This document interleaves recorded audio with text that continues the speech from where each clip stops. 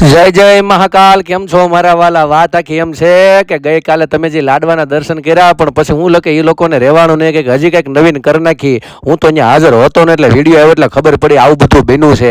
બનાવ્યું હતું દહીં, આ મસાલો કંઈક બનાવ્યો છે અને આ લોટે બાંધી નાખ્યો છે, પણ આમાં કંઈ ટપ્પો પડ્યો નહીં. મને તો એવું લાગે છે કે આ બાફેલ બટેકા છે કે પછી ફરાળી પેટીસ અને આ બધું મૂક્યું, પણ મને એવું લાગે છે કે વાસ્તુ ગાસ્તુ માંડવા આવે બધું આવી જાય. આવી ગયું મારા વાલા. આ મને એવું લાગ્યું કે મસાલો ભરીને પરોઠા બનાવ્યા છે. ભાવતા હોય તો તમે વિયા જજો સુરત, કારણ કે હું તો ભાઈ અહીંયા શું ને, પણ એમને મારે તમને આગ્રહ તો કરવો પડે. પણ ઓલી કહેવત છે ને ભાઈ કે ભજન વિના મારી ભૂખ ભાંગે નહીં. વાત આખી અમારી એવી જ હતી કે મારે બધાને ભોજન કરીને જવાનું હતું સત્સંગમાં. તમને લઈ જાઉં છું, સબસ્ક્રાઈબ કરી નાખજો અમારા વાલા પેલા. ઓ